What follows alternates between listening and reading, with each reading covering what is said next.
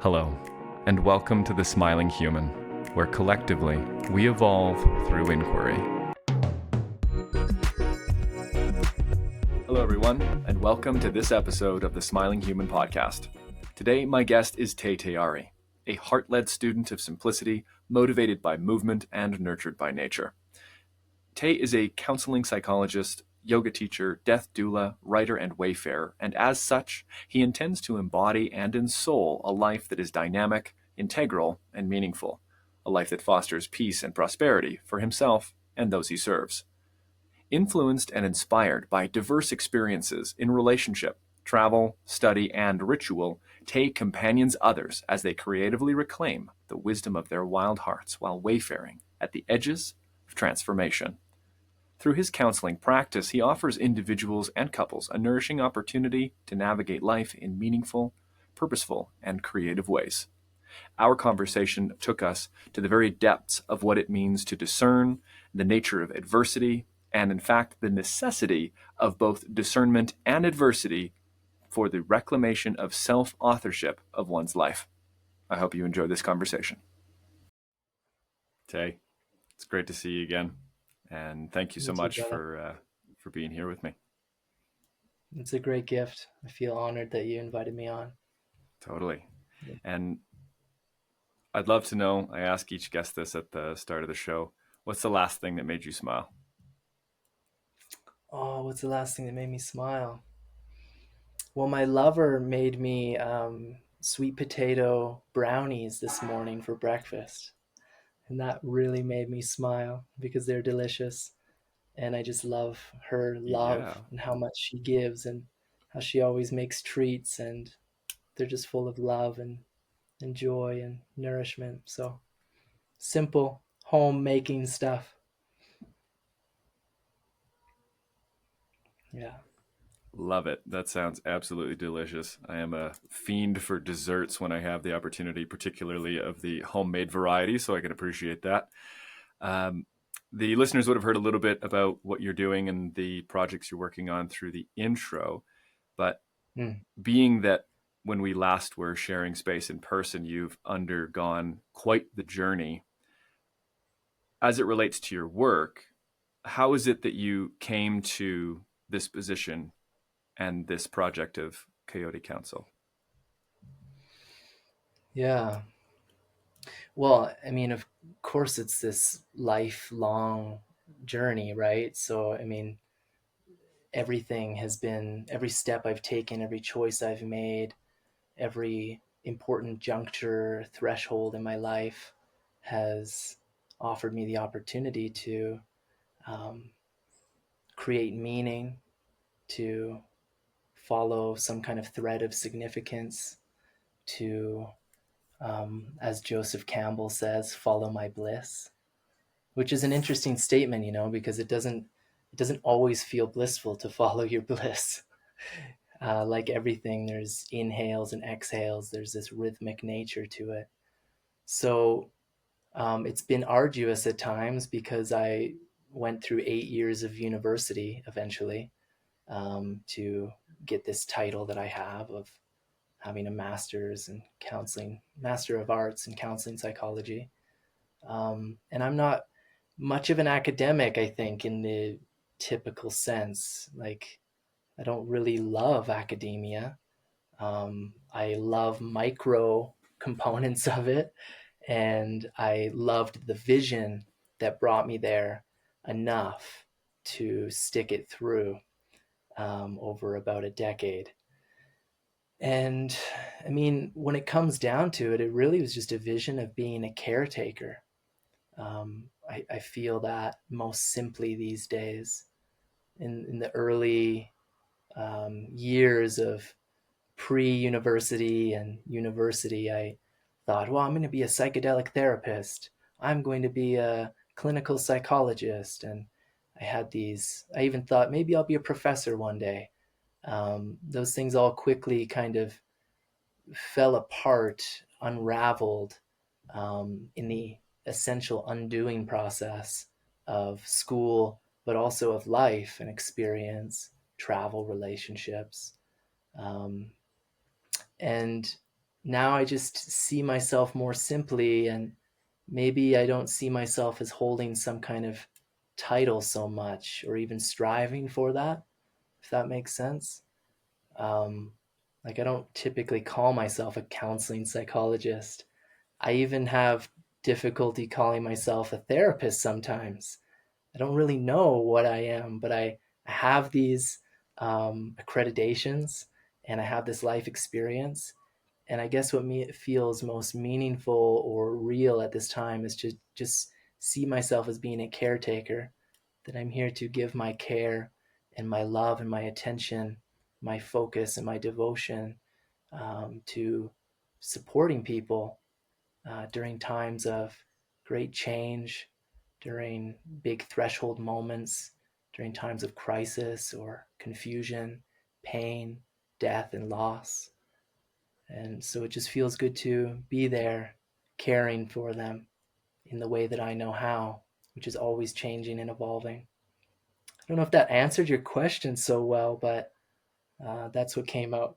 So, yeah. That's great.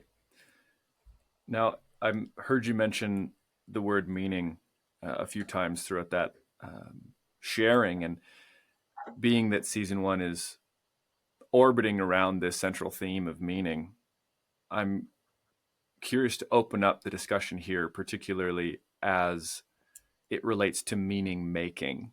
And as someone who's working in the counseling and therapeutic fields, and like yourself, and someone who's working in coaching and mentorship like myself, the potency and capacity for an individual to meaning make is, I mean, central to, in my opinion, all other endeavors that take place within the life.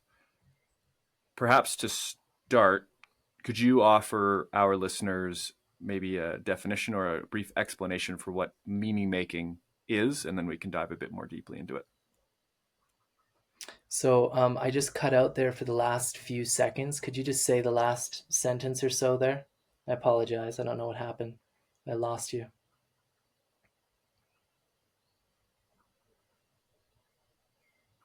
Absolutely. So the question I have for you then is if you can offer our listeners a brief explanation about what meaning making is, and then we can dive a bit more deeply into it. Mm, wow. Yeah, what meaning making is. I feel like there's so many different layers or levels or um, yeah, there's so many layers to that question, because I think that meaning making changes over time. At least that's how I have experienced it myself. That seems to be how I witness it in others as well. So I feel a bit hard pressed to come up with some kind of simple definition right now. That tends to be my way, where it's difficult for me to uh, box things in some kind of way sometimes. But I think what I'm coming to learn about myself, and certainly some of my clients, is that the heart and the heart's capacity to feel is an essential aspect of um, experiencing, generating, co creating um, moments that are laden with meaning or potential meaning. And then after we have such experiences, there's some kind of storying process that happens. I think, of course, it happens in the moment as well, but especially contemplating experiences, we have this opportunity to create meaning with the way in which we story about what has occurred in our lives and how it happened. And that can sometimes, actually oftentimes, changes.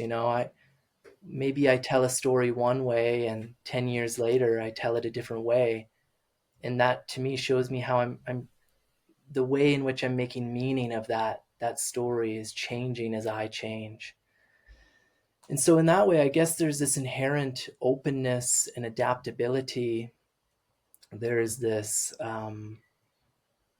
shifting, changing authenticity and the word I'm looking for is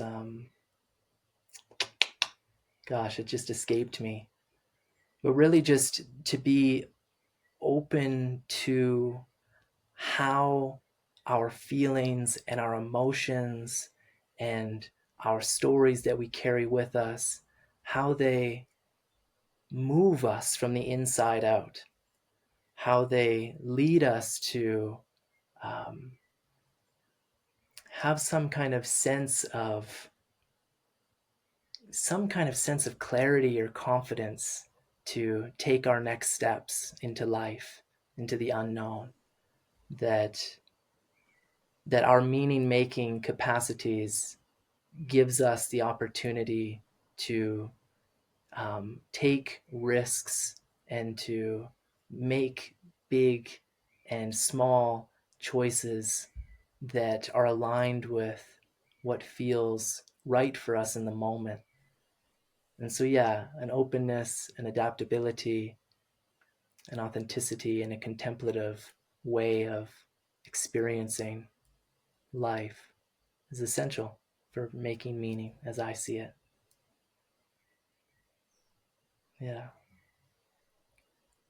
One of the central pieces that you spoke to there is storying, and I think that that's a really important piece to note here, is that when you're speaking about the heart's capacity to be open and this capacity to feel deeply into what is real, at least for the individual, as a prerequisite for the potential of meaning making, I think that and storying are really closely tied. And I'll put something forward for you and you tell me what you think about it. Recently, I've been playing with the definitions or the distinctions between feeling, emotion, and thought. I know that feeling and emotion are typically used interchangeably, but in at least insofar as I've been exploring it recently, feeling would be described as the physical sensations in the body. You know, if it's thirst, if it's tension, if it's queasiness or excitement, in elevated heart rate, what have you. The emotions themselves are what we know them to be. If it's joy, gratitude, excitement, grief, fear, anger, disappointment, what have you. And then the thoughts are, in fact, inclusive of that naming protocol. That is to say, if I say, I feel disappointed, that actually falls into the side of the thinking and the thought category. And so there's an interesting zone here. And I wonder what you make of this, where I've noticed in the people that I work with and in myself as well, and in my relationships, that there's a delicate balance needed between the veracity granted to the thoughts and the veracity granted to the thoughts about the emotions as it relates to being able to generate workable and harmonious meaning. And when I say harmonious, I mean inside of any given scenario. Not necessarily a question, but some ideas to throw at you. What do you think of that? Yeah, I think that it seems like feeling or felt sense experience is absolutely fundamental to the it's like a part of the metaphysical background of cosmos, that all things, the matrix of relationality of which the cosmos, universe, creation um, is based in feeling. In my perspective, that to be relational, you have to be a feeling entity.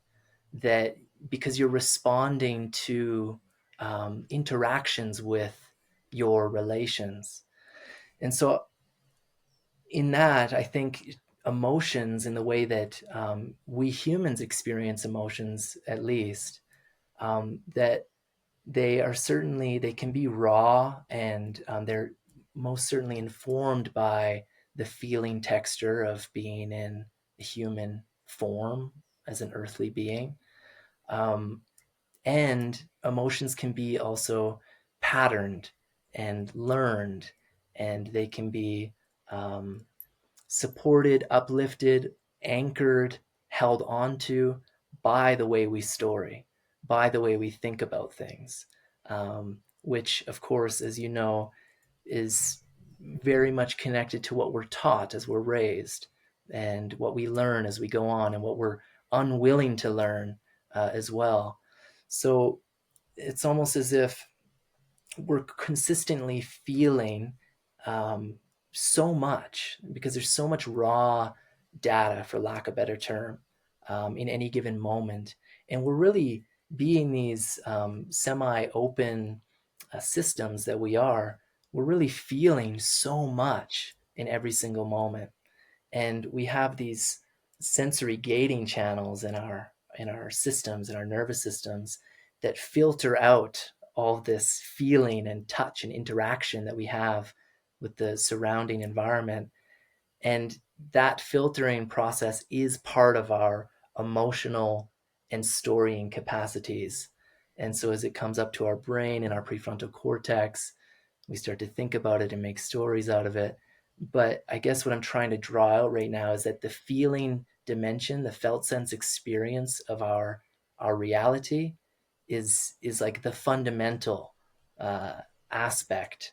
It's what really nourishes our ability to even story in the first place. Um, so in that way, it seems like the more we can kind of get out of the way, the more often we can get out of the way with our thinking minds and just allow ourselves to feel, then it seems like that refines our ability to receive more meaning, more to generate more meaningful stories that aren't so patterned and habitual and learned, if you will.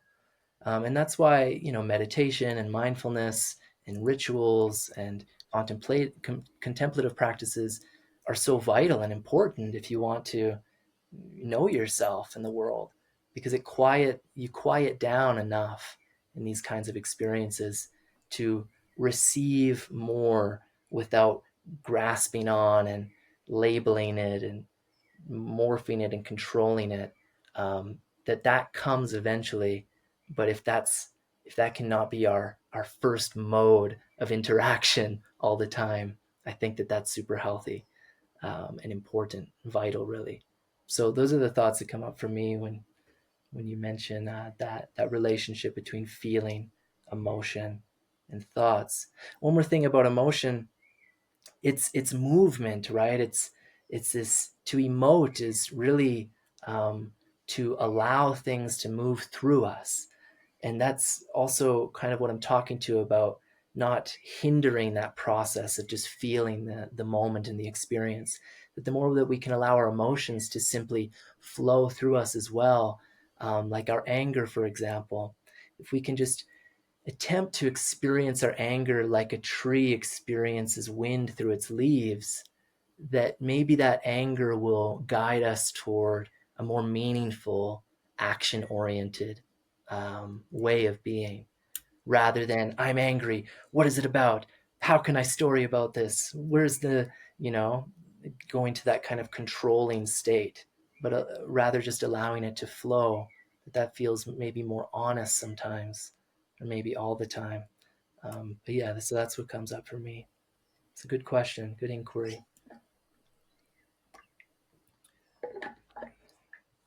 The aspect of movement, I think, highlights the underlying impermanence of the present.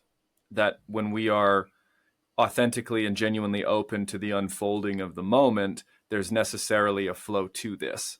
And so this is an interesting piece to recognize, is that there's information flowing into the heart, mind, body at every point. And when you're speaking about this filtering process, it's an interesting one to highlight, because on one axis, we are filtering myriad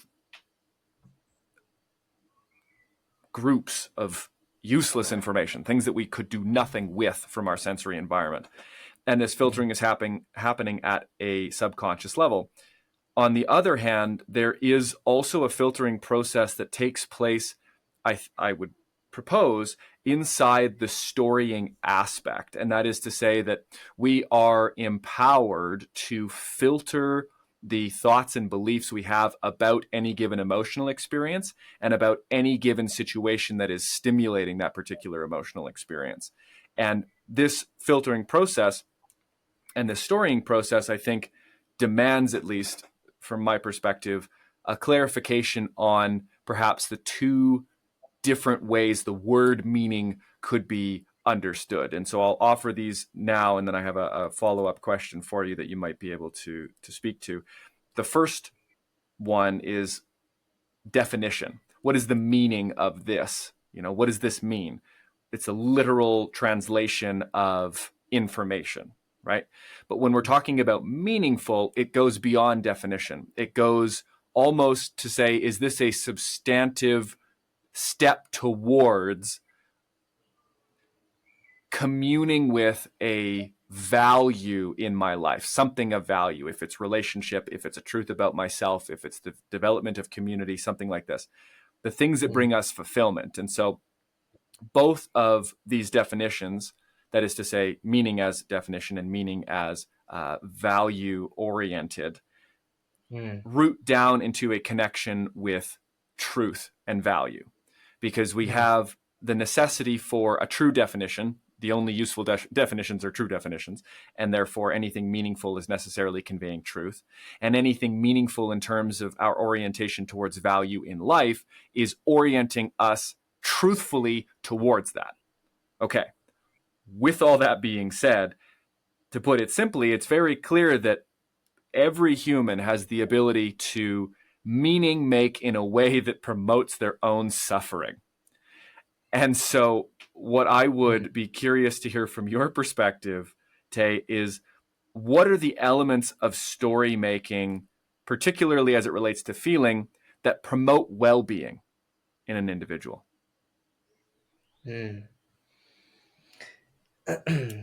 Well, okay, so to story make means that you're a storyteller of sorts. And what I'm learning about telling a good story is that you have to honor the story that you're in. And so, of course, there's choice involved in that. You need to choose what kind of story you are telling. And that's not so easy or simple, especially if you don't see yourself as much of a storyteller. And maybe this is a new kind of idea or concept to you. But there is choice involved. What kind of choice or what kind of story am I choosing to bring to life? And that involves discernment, which we can talk about. I'm going to brush over that for a moment. It involves being very discerning. And it also involves understanding enough the story in which you want to choose to bring to life.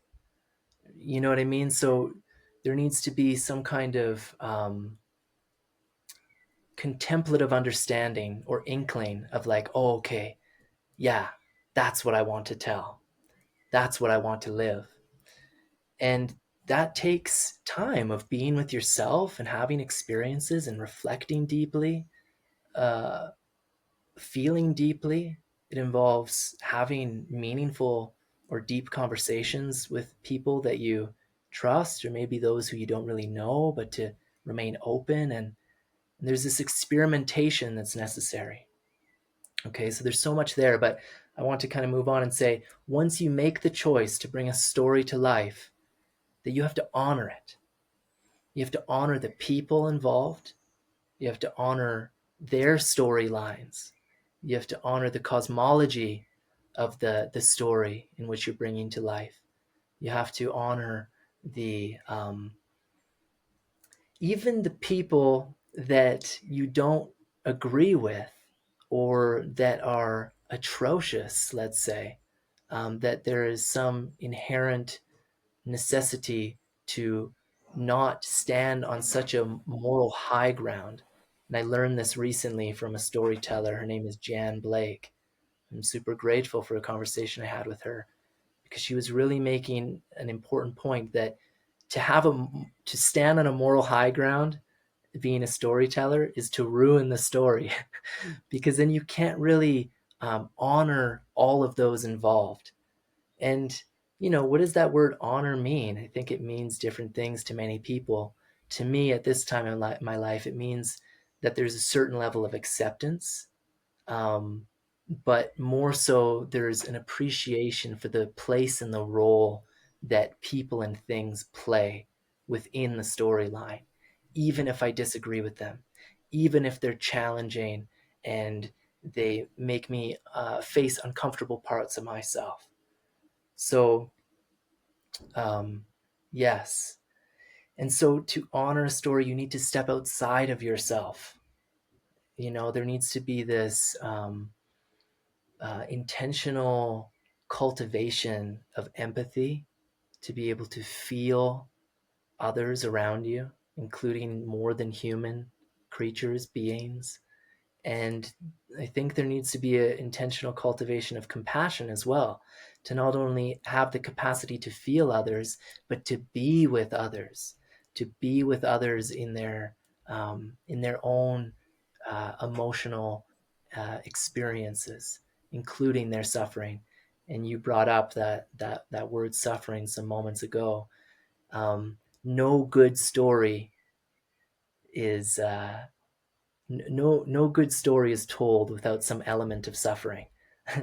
It seems like a key component to the story making ability and art, the craft of it.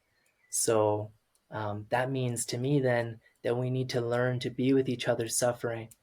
And I think that also heightens and deepens our ability to be with each other's joy. Um, and so then all these different aspects and components of the individual, we get to kind of see people more whole when we're really attending to these empathetic and compassionate capacities. And that then brings more vitality and life and diversity to our lives, to our stories, which certainly make them more interesting. And I hope make them more honest and truthful. So yeah, that's what I will say about that for now. So, what I hear from you then is that there's a couple key components as to what elements of story making can promote well-being generally in a person, and I imagine that this also expands out to the community aspect. What I heard you say and drive home was the aspect of honor, but also the aspect of choice. And one of the pieces that I think is worthy to speak to is that it's not as though we will happen upon this choice or discover that this choice is available to us. In fact, this choice is being made at any and every locus of thought. That anytime there's interpretation taking place about how you feel, how the people in your life happen to be, how you happen to be, your circumstances, what have you, all of those are made volitionally. All of those thoughts are chosen. And in fact, not only are they chosen, but to believe them and take them up as frame elements in this narrative is also a choice. And so I just wanted to direct the attention to that and to say that so many of us, as I've noticed for myself and I've noticed in just in life and my observations, so much of our story is either unconsciously reactive or dictated to us through what I might call a shallow culture that lacks connection to myth in a meaningful way. Now, I wanted just to circle back to the idea of discernment, because this is something that we had touched on in conversations outside the podcast, and how discernment relates to choice. So to discern is to distinguish. It is to note the difference between, particularly in this case, with the goal of choosing that story that carries more truth or that brings us closer to truth. And this is really one of the interesting pieces when it comes to story, feelings, and meaning making, is that there's this delicate balance between acknowledging the real And this is where you're talking about the acceptance and the appreciation, not only of what's alive in oneself, but also the roles that everyone occupies in one's life and in one's narrative. So accepting the real and discerning the true. So these are different, because when we accept the real, I can accept the real by saying, Tei, I was feeling real angry when you scuffed my boot. Okay, well, that's real, right? It's real that I was feeling this way. The discernment of truth is saying, do I know that you did this on purpose? Is it true that your intentions were malevolent? And I start to ascribe elements into the story about who you are and what your role is. And so that discernment, I think, is a necessary skill that brings durability, that brings sustainability, and brings potency to the aspect of role. What do you think about that? Yeah, I would agree with that statement. And yeah, discernment it's tricky, man, especially during this time in human history, the present, where we are constantly being inundated with an impossible amount of information. These computers and these phones and the social media and the news cycles and all of it. It's just so much, and it's not raw data in the sense that it's not just a tree budding in the springtime to take in. It is humans oftentimes distorting and creating on purpose certain narratives, crafting information to receive very specific kinds of reactions and to create ripples that lead to some kind of idealized outcome.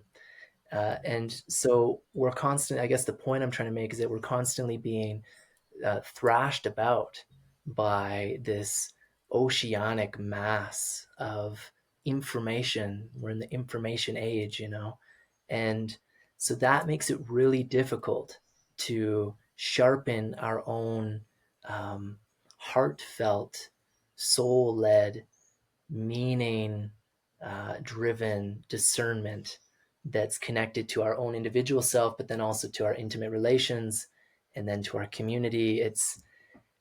I guess I'm trying to draw out the fact that it's actually really difficult to sharpen this skill of discernment.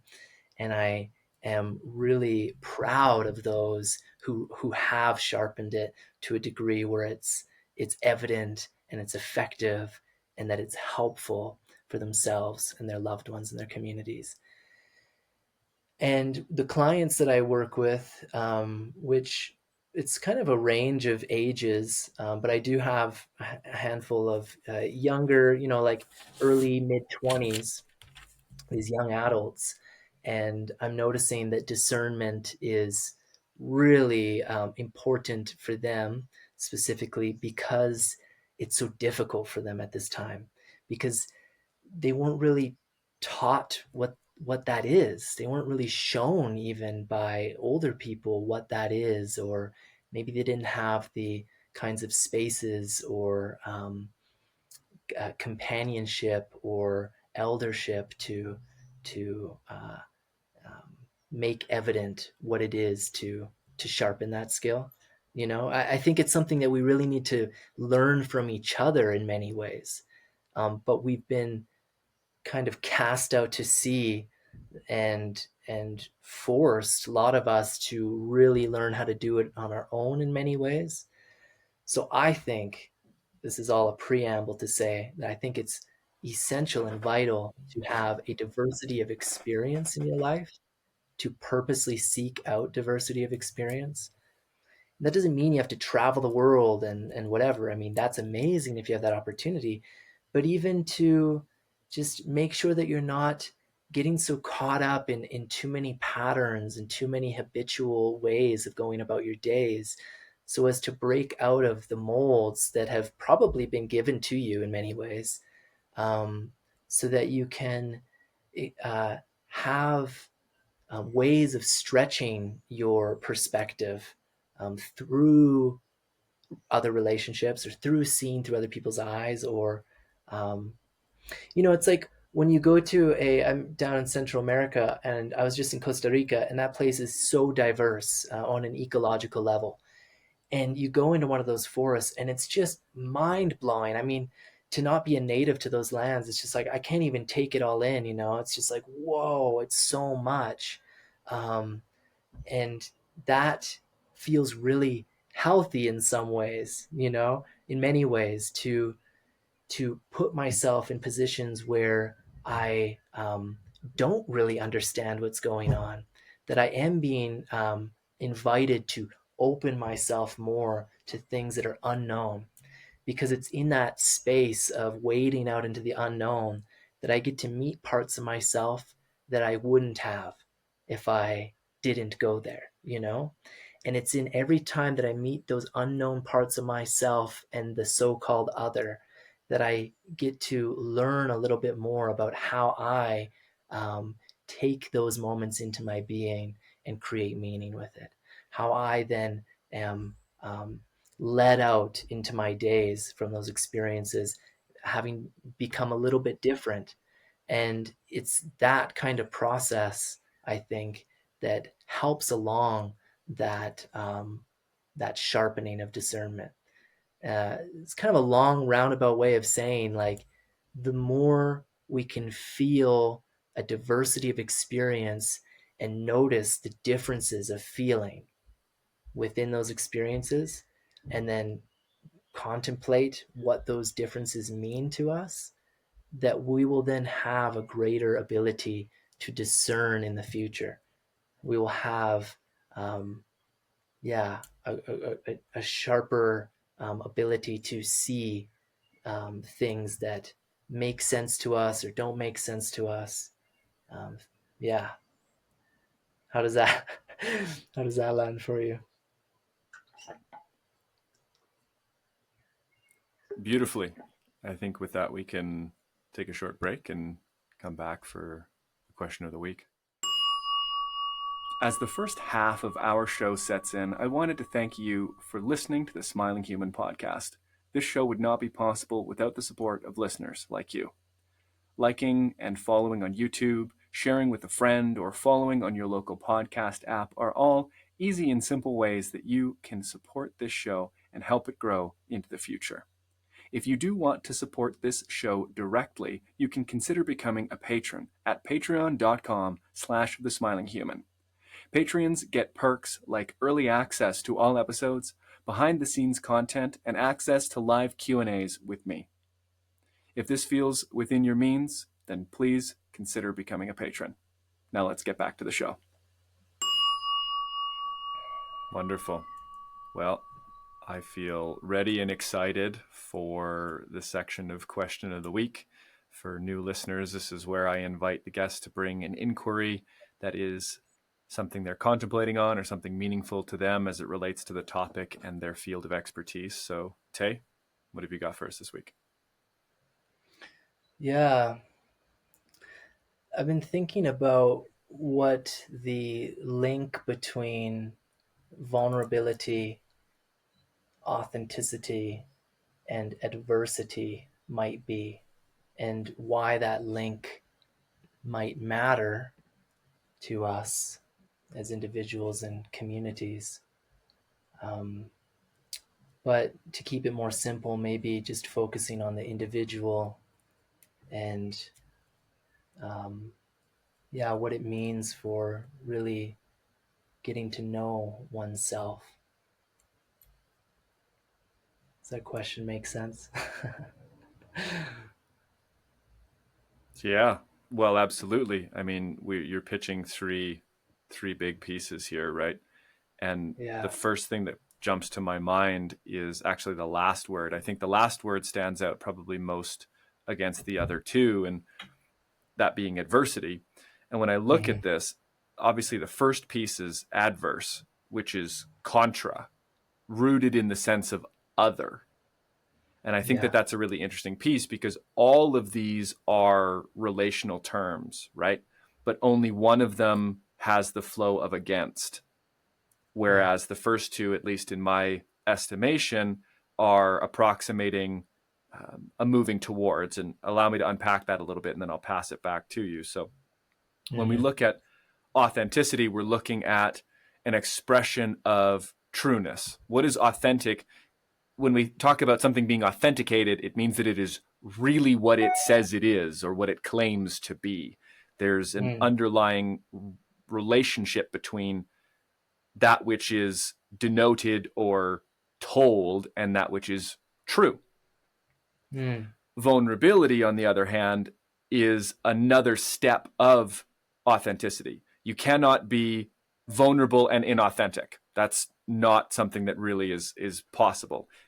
Yeah. Vulnerability is, I would say, at least in my experience, the sense of risk that comes when bearing the truth into an unknown situation. And that is unknown about how someone's going to react or how someone might respond. Will we be rejected? These types of things. It denotes a sensitivity or a mortal aspect. And this might be the mortal aspect of our ego, the mortal aspect of our body, literally in terms of our physical vulnerabilities. So together we have authenticity, which is the congruence between that which is said and that which is true, and vulnerability being the sense of risk, or the act of taking the risk of offering forward truth into a situation where it might bite you in the behind. Now, Mm. how this relates to adversity is interesting. The first thing that comes to my mind is that I find leaning into vulnerability to be a bit of an adversity in and of itself sometimes.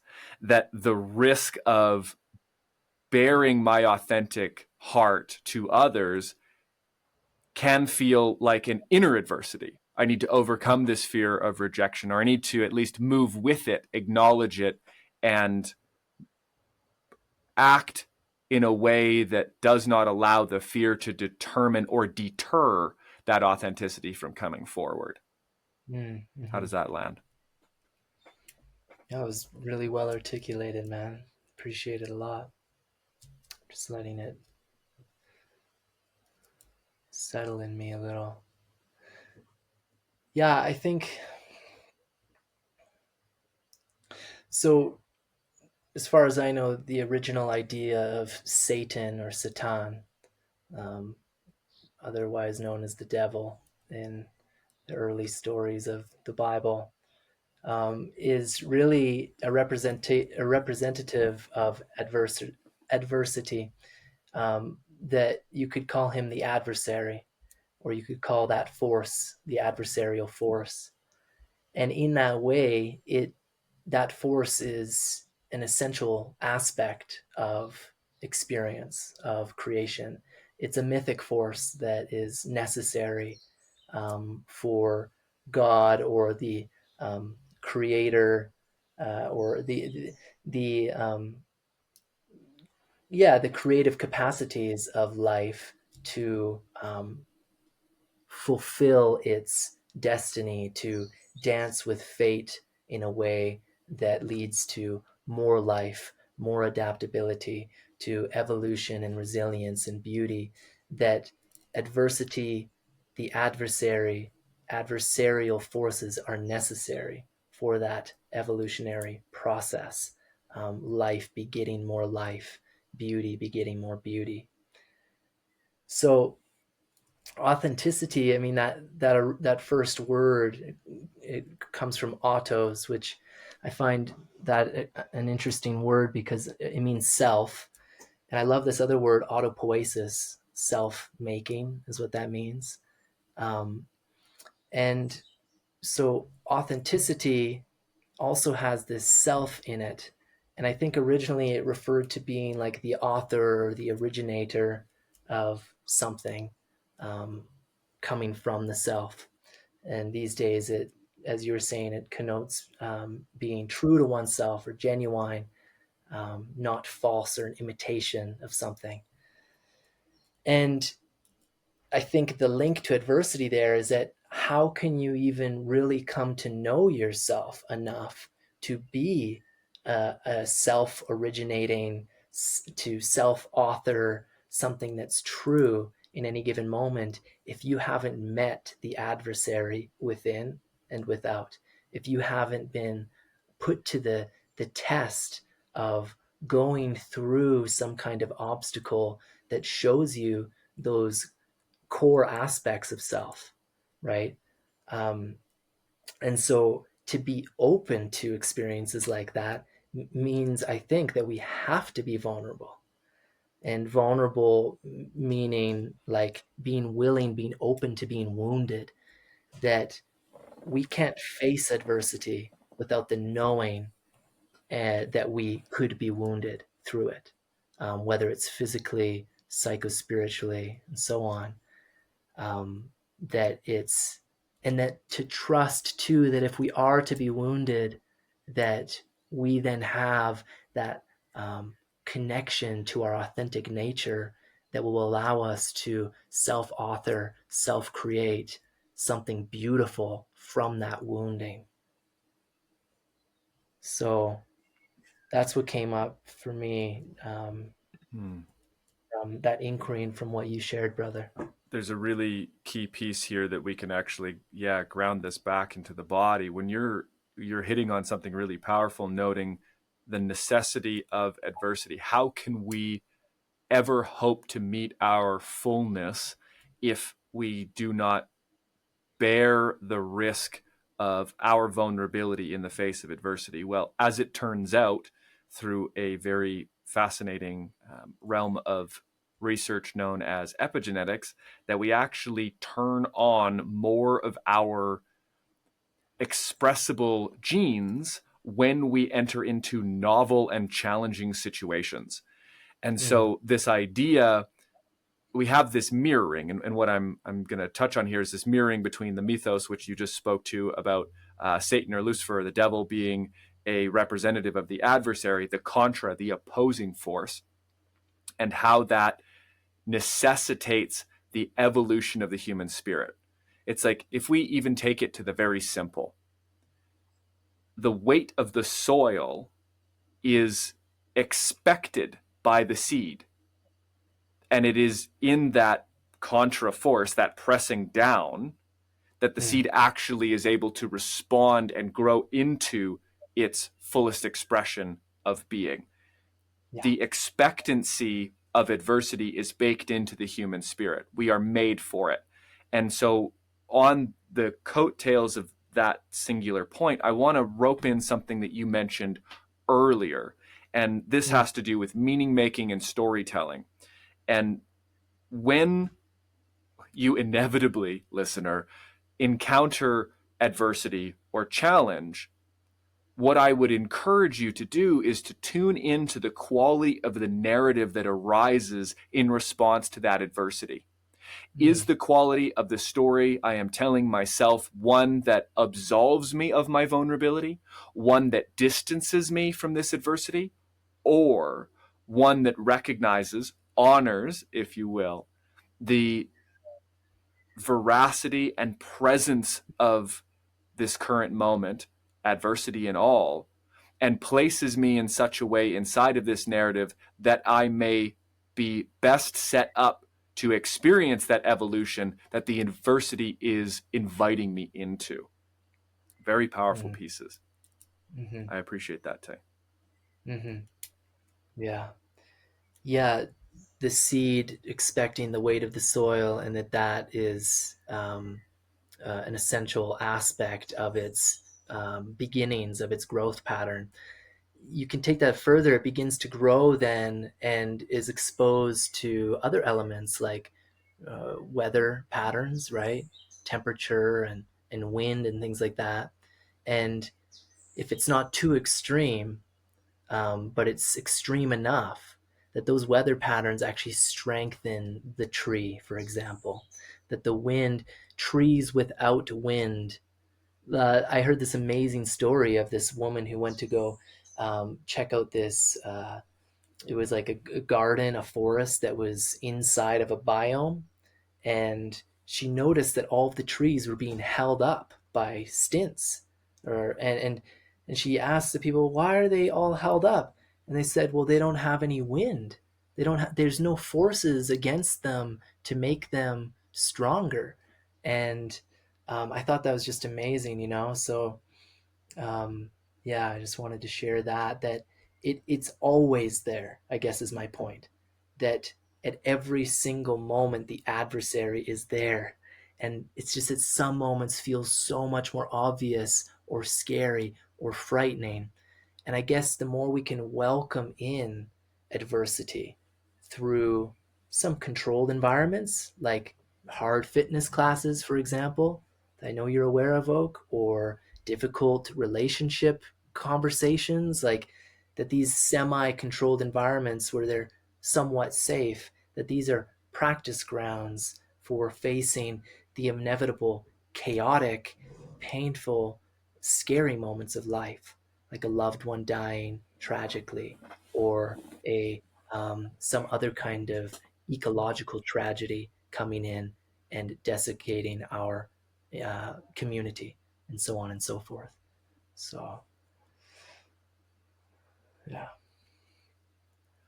One might be thought foolish to look upon their dumbbells as the enemy, and further to look upon one's partner as an adversary in a moment where conflict resolution is necessary would be equally unwise. And I think that what we're circling here is this recognition that there's almost this innate ascription of malevolence that comes when we recognize opposition.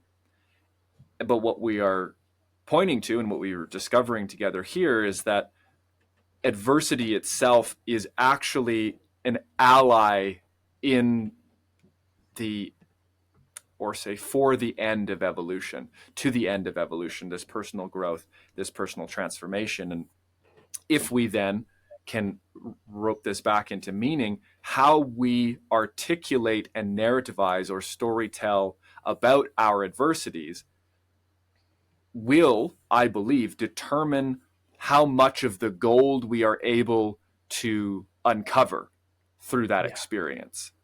Because there's this dangerous triangle that can come out, and I'm sure you know of this given your counseling and therapeutic background. It's sometimes known as the drama triangle. It's the relationship between the victim, the perpetrator, and the savior. And adversity is baked into this as well, because if we are being perpetrated against, that's a level of adversity, right? In order to be a savior, we must recognize one in the face of adversity and seek to help in some sense.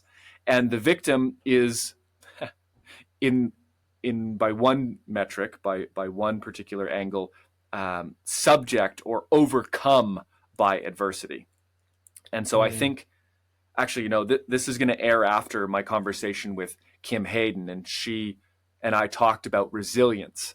And the Mm. difference between someone who is resilient and someone who isn't is someone who looks at the adversity of their past and present and says, I will not be defined by being overcome by this.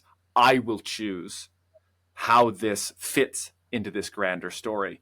And I think this applies equally so to the broader scale of social narrative, where if Mm. we as individuals are unwilling, unable, or unaware of how to welcome and accept adversity inside of our storytelling in a way that is self-empowering, we necessarily place ourselves as victims, remove our capacity to activate our power, and the consequences of that are devastating, to say the least. Mm.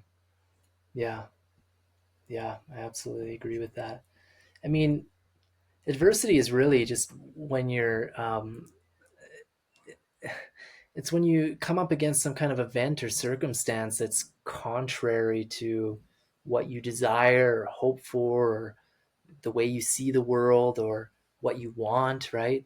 And in that way, it's like, well, you can shift the narrative to want adversity in a way, not necessarily to like call it in, like give me all the challenges and obstacles, but to be like this, this stoic philosophy of like the obstacle is the way, that whatever comes my way, no matter how difficult or challenging it may seem, I have a willingness I have a willingness and to go into it.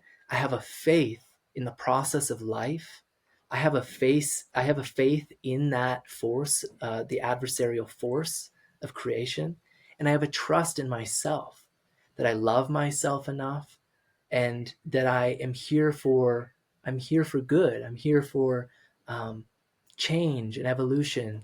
I'm here to create beauty even out of difficult experiences and circumstances. And so in that way, we can shift our perspective to not fear or stave off or hope that adversity doesn't come our way, that we would be counted lucky if we came to our deathbed without it, even though I think that's impossible. But, to have that perspective of like, no, like, I welcome it all. I'm not hoping for difficult experiences, but I welcome it. That it is just as welcome as the beautiful experiences, you know, and that I honor it too. And that's back to that, what I was saying about honoring the story. You can't have a good and interesting story that doesn't have adversity in it. And so then what does it mean to live a story that's beautiful and exciting and inspiring and enough to keep you going and to invite others in a good way? It means to honor that which is also adversarial.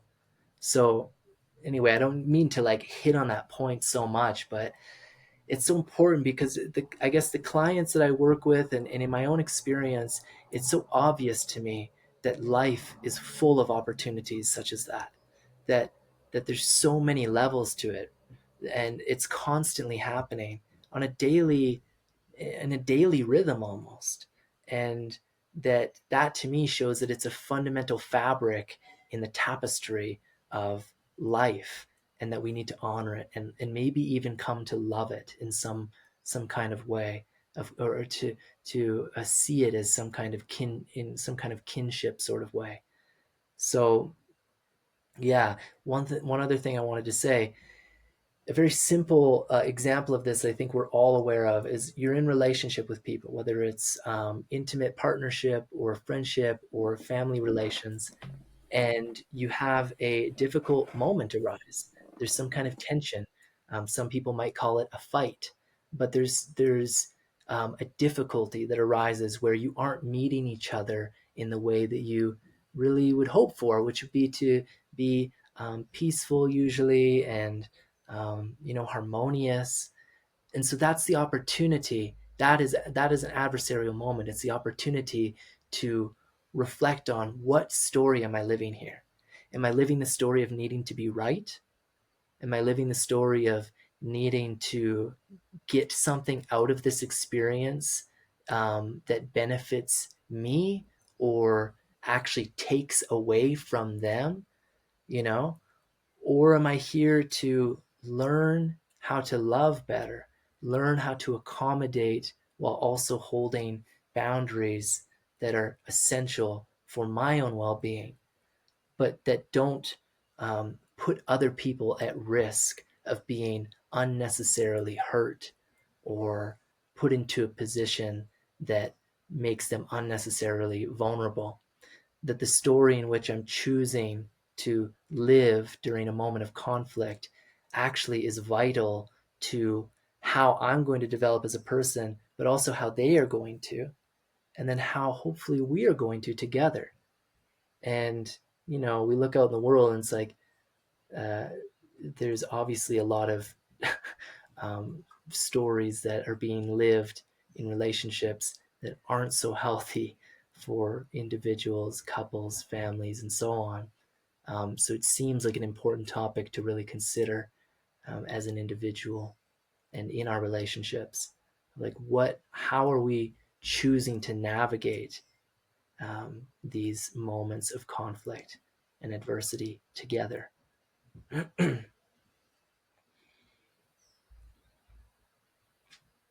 And for those of the listeners who are inspired by your words, Tei, and are seeking support in navigating adversity and these more difficult moments, where might they be able to find you? Mm-hmm. So I have a website that I've put a lot of love, blood, sweat, and tears into, and that is coyotecouncil.earth. Um, I'm sure it'll be in the show notes or whatever. But that's a good place because I have information about me and my orientation to council work, and I put essays up there once in a while. And I have a podcast project as well that's still budding. Um, and so there's all sorts of ways to get to know me through my website. And on there, you can contact me. And I'm always open to just meet people too, if it feels like people would really benefit from that, whether we're going to work together or not. I find it really important for it to feel like a mutually beneficial fit with this kind of work with people. That I'm not just trying to drag in clients to make money, but that I'm here as some certain kind of some kind of space for people to come settle into. But not everybody is going to be that, and so I love having a bit of an open through line to dialogue with me. And of course, that's why I also offer content, as we call it, so that you can get to know me in that way. So, yeah, reach out, check out what I'm up to on there. And that's probably the way. I have social media and stuff, which you can find on my website as well. Yeah. Excellent, brother. I appreciate your willingness and courage to traverse these new and blooming topics that are so relevant to the hearts and minds of so many. Tei, once again, thanks so much, man. It was a great honor, brother. Thank you. Thanks for listening to this episode of the Smiling Human podcast. If you enjoyed it, please consider liking and subscribing on YouTube or giving a follow on your local podcast app. I know I said it in the mid-roll, but I'll say it again. If you'd like to support this show directly, you can do so at patreon.com/thesmilinghuman. You'll gain access to perks like early access to episodes, behind-the-scenes content, as well as access to live Q&As. Also, I've just produced an insight journal and I want to give it to you for free. You can find access to this month-long personal development journal in the link below. This is in the show notes or in the YouTube description. Also, if you feel inspired by the sharing that has taken place in conversations like this and you want to work with me directly, you can find a link to a free call below. Thanks so much for listening. We'll see you again.